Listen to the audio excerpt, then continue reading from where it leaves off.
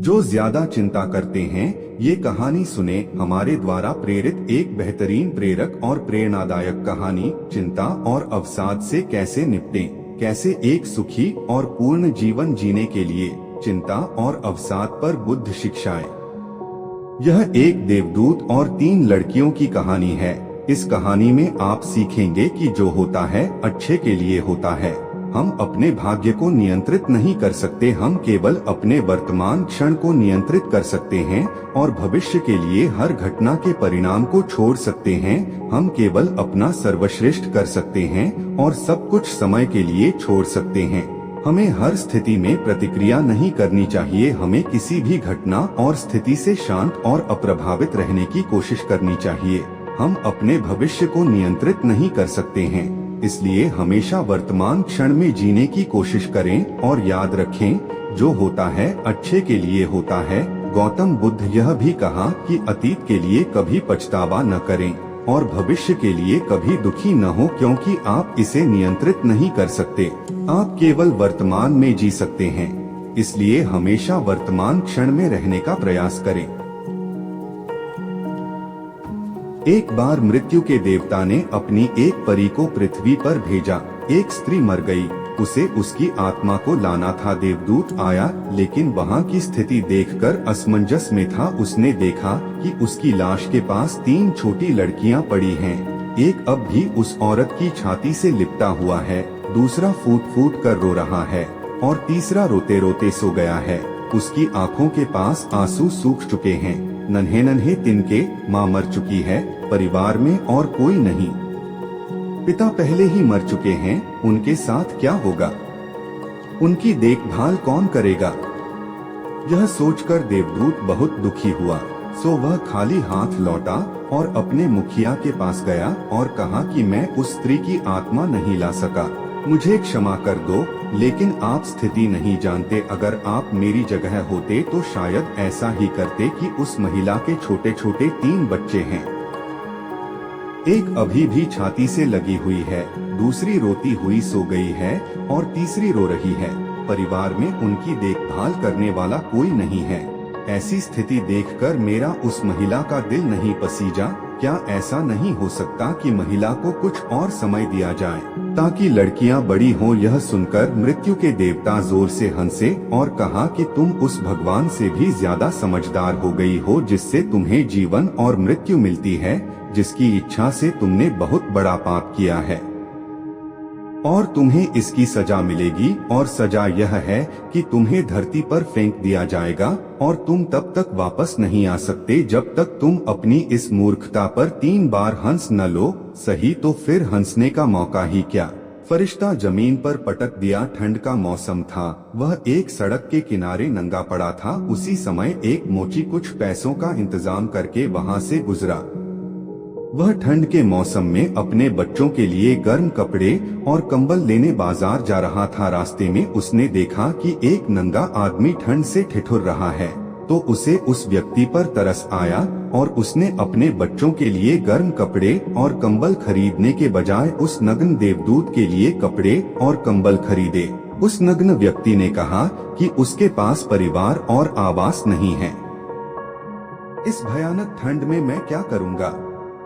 मोची ने कहा कि चिंता मत करो, मेरे साथ मेरे घर में रहो, लेकिन ध्यान रखना कि जो पैसे मैं अपने बच्चों और पत्नी के कपड़ों के लिए लाया था, उनसे मैंने तुम्हारे लिए कंबल और कपड़े खरीदे और अब मैं तुम्हें भी घर ले जा रहा हूँ, इसलिए मेरी पत्नी को होना चाहिए गुस्सा और शायद अच्छा या बुरा कहें, लेकिन चिंता न करें, थोड़े दिनों में सब ठीक हो जाएगा।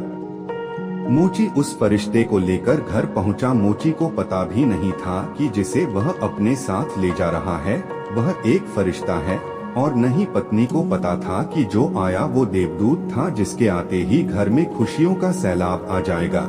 जैसे ही मोची देवदूत को लेकर घर पहुंचा और सारी घटना अपनी पत्नी को बताई, पत्नी गुस्से से आग बबूला हो गई। उसने अपने पति पर गोली चला दी। उसने बहुत अपशब्द कहे, वह बहुत चिल्लाई। उस दिन देवदूत पहले हंसा। मोची ने पूछा क्या बात है? तो हंसने का कारण भी बता दूंगा। परी पहली बार हंसी क्योंकि उसे लगा कि मोची की बीवी देख नहीं पा रही है कि परी घर में आ गई है। उसके आते ही घर में खुशियों के दरवाजे खुल जाएंगे, पर इसमें उसका कसूर भी नहीं था। कितनी दूर तक एक आदमी देखा जा सकता है। उसे बस इतना ही दिखाई दे रहा था कि बच्चों के कपड़े और कंबल गायब हो गए हैं। वह देख सकती थी कि क्या खोया था, लेकिन वह नहीं देख सकती थी कि उसे क्या मिला। तो देवदूत हंसा उसे बेवकूफ लगा। पत्नी भी नहीं देख सकती कि क्या हो रहा है, क्योंकि वह देवदूत था। उसने 10 दिन में मोची का सारा काम सीख लिया। उसने जूते बनाना शुरू कर दिया और फिर कुछ ही महीनों में उसके जूते इतने बिक गए कि मोची अमीर हो गया। 1 साल में ही यह बात पूरे देश में फैल गई कि उसके जैसे जूते और कहीं नहीं बन सकते। राजा महाराजाओं के जूते अब यहाँ बनने लगे हैं। मोची के घर पर पैसों की बारिश से सभी लोग बहुत खुश थे और सब कुछ अच्छा चल रहा था। एक दिन बादशाह का एक आदमी आया और कहा कि यह चमड़ा बहुत कीमती है, इसे प्राप्त करना आसान नहीं है, कोई गलती नहीं होनी चाहिए। उस चमड़े से सम्राट के जूते बनाओ और ठीक ऐसे बनाए, ध्यान रहे कि जूते ही बनाने हैं, चप्पल नहीं। उस अवस्था में ऐसा रिवाज था कि जब कोई मर जाता था तो उसे चमड़े की चप्पल पहनकर चिता पर ले जाया जाता था। मोची ने भी देवदूत से कहा कि चप्पल मत बनाओ, केवल जूते बनाओ, ज्यादा गलती न करें वरना हम बड़ी मुसीबत में पड़ सकते हैं, यह बादशाह का काम है। इतना कहकर देवदूत ने उस चमड़े से चप्पल बना दी। जब मोची ने देखा कि देवदूत ने जूते की जगह चप्पल बना दी है, वह क्रोध में इतना पागल हो गया कि वह एक छड़ी लेकर देवदूत को मारने के लिए दौड़ा। उसने कहा कि आपने बार बार जूते बनाने के लिए समझाया था, लेकिन आपने चप्पल बना ली। अब सम्राट हमें नहीं छोड़ेंगे, आप निश्चित रूप से मरेंगे और साथ ही मुझे और मेरे पूरे परिवार को फांसी दी जाएगी। परी यह सुनकर जोर से हंस पड़ी। उसी समय पीछे से बादशाह का आदमी दौड़ता हुआ आया और कहा कि जूते मत बनाओ, चप्पल बनाओ, क्योंकि सम्राट मर चुका है। यह सुनकर मोची के हाथ से छड़ी छूट गई और उसने परी के पैर पकड़ लिए और कहा कि मुझे माफ कर दो, मैंने तुम्हें मारा, मैंने बहुत बड़ी गलती की। देवदूत ने कहा कोई बात नहीं, मैं अपनी सजा काट रहा हूँ। मोची ने उससे पूछा कौन सी सजा और तुम क्यों हंस रहे हो? देवदूत ने कहा जब मैं 3 बार हंसूंगा तो मैं सब कुछ बता दूंगा। भविष्य अज्ञात है और उसके अलावा भगवान को कोई नहीं जानता आगे क्या होगा। और इंसान वैसे भी अपने पिछले अनुभवों के आधार पर फैसले लेता है। बादशाह जिंदा होता तो जूतों की जरूरत होती और मरता तो चप्पल। फरिश्ता फिर हंसा यह सोचकर कि हमें भविष्य का पता नहीं और हम कामना करते रहते हैं, अनुमान लगाएं जो पूरी तरह से व्यर्थ हैं। हम चाहते हैं कि ऐसा हो, लेकिन ऐसा कभी नहीं होता, पर होता कुछ और ही है। किस्मत हमसे बिना पूछे ही चलती है, लेकिन हम बेवजह शोर मचाते रहते हैं। हमें चप्पल चाहिए लेकिन हम जूते बनाते हैं। मरने का समय है लेकिन हम जीवन को व्यवस्थित करते हैं। तो देवदूत को पता चलता है कि उसे क्या पता कि उन लड़कियों का भविष्य क्या होगा। मैंने बेकार में टोका। यह सब सोचकर देवदूत हंस पड़ा उसकी मूर्खता पर जोर से। इसी तरह कुछ सालों बाद तीसरी घटना घटी। देवदूत मोची की दुकान पर बैठकर जूते बना रहा था। तभी वहाँ एक बूढ़ी औरत के साथ 3 जवान लड़कियाँ आईं। उन तीनों की शादी होने वाली थी। वे अपने जूतों का नाप देने आईं। देवदूत ने उन्हें देखते ही पहचान लिया कि ये वही 3 लड़कियां हैं जिन्हें वह अपनी मृत माताओं के पास छोड़ गया था, जिनके कारण वह इस सजा को भुगत रहे हैं। तीनों स्वस्थ और सुंदर थे और उन्हें देखकर ऐसा लग रहा था कि वे किसी बड़े परिवार में पली बढ़ी हैं। उन्होंने उनसे पूछा कि यह बुढ़िया आपके साथ कौन है? बुढ़िया ने जवाब दिया कि ये मेरी पड़ोसन की लड़कियां हैं। बचपन में ही इनकी माँ का देहांत हो गया था। ये बहुत गरीब थीं, इनके पास खाना तक नहीं था। इन्हें खिलाने के लिए इनके स्तनों में दूध तक नहीं था। उन्हें खाना खिलाते समय उसकी मौत हो गई। मेरी कोई संतान नहीं थी, इसलिए मैं उन्हें अपने बच्चों के रूप में स्वीकार करता हूँ और अब वे सम्राट के परिवार में शादी करने जा रहे हैं। देवदूत ने सोचा कि अगर उसकी माँ जीवित होती तो ये तीनों लड़कियां भयानक गरीबी, भूख और गरीबी में पली भी होती भूखमरी, क्योंकि उनकी माँ की मृत्यु हो गई थी।